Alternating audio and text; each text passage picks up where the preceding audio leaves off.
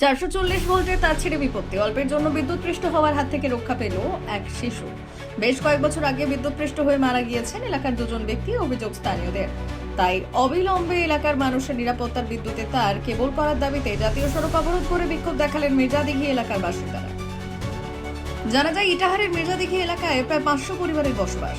এলাকার উপর দিয়ে গিয়েছে 440 ভোল্টের বিদ্যুতের তার, কিন্তু 3.5 কিলোমিটার এলাকায় দীর্ঘদিন থেকে খোলা অবস্থায় বিপজ্জনকভাবে রয়েছে সেই তার বলে অভিযোগ বাসিন্দাদের। মাঝে মধ্যে তার ছিঁড়ে যায়, ফলে দুর্ঘটনা ঘটার আশঙ্কা থাকে।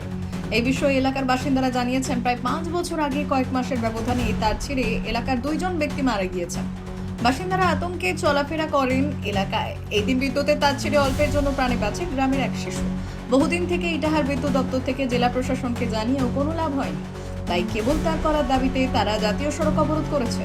এদিন প্রায় 1 ঘন্টা অবরোধ চলে। জাতীয় সড়কে আটকে পড়ে কলকাতা এবং শিলিগুড়ি রুটের বহু যানবাহন। খবর পেয়ে ইটাহারের পুলিশ পৌঁছে বিক্ষোভকারীদের আশ্বাস দিলে অবরোধ প্রত্যাহার করেন তারা।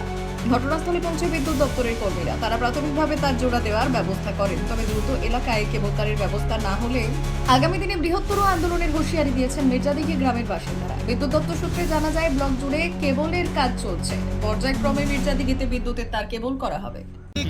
আমার নাম হচ্ছে সাহিদ রেজা। কোথায় বাড়ি? আমার মির্জাদিঘি পাগলপুকুরিয়া। কি সমস্যা আপনাকে? রাস্তা অবরোধ করেছে? রাস্তা অবরোধের কারণ হচ্ছে আমাদের দাবি দাবা ইলেকট্রিক ডিপার্টমেন্ট কোনো মতে মেনে নিচ্ছে না।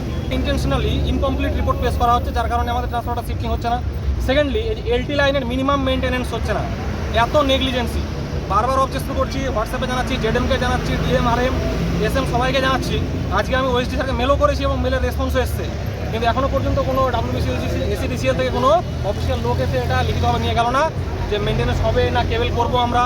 কোনো কিছু দাবি দাওয়া মানা হচ্ছে না আমাদের। মানে আজকে কি তার ছিঁড়ে গেছে? হ্যাঁ, তার ছিঁড়ে পড়ে গেছিল, যে গ্রাউন্ডে পড়ে আছে। তারপর ব্যতিক্রম লোক বেঁচে গেছে, প্রাণহানি হয়নি। মিনিমাম মেনটেন্যান্স হচ্ছে না, আমাদের দাবি কোনো মতে মেনে নেওয়া হচ্ছে না।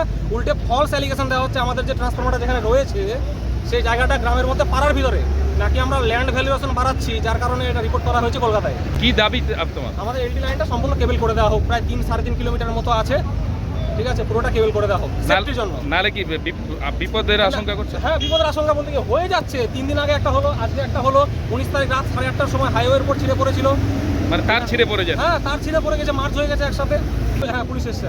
তো অবরোধ কি তুলে আমাদেরকে আশ্বস্ত করে গেল যে আমরা দেখছি। এখন আইসি সাহেবের সঙ্গে দেখা করতে বলছে। এবার দেখা যায় আমাদের দাবি কি ছিল, যে এসএম সাহেব এসে ইনভেস্টিগেশন করে এটা কিভাবে কেবল করা যায়, কিভাবে সলভ করা যায়, সেটা আমাদের দাবি ছিল, কিন্তু এসএম সাহেব এখনো পর্যন্ত আসলেন না। বিশেষ প্রতিবেদন, উত্তর বাংলার সংবাদ।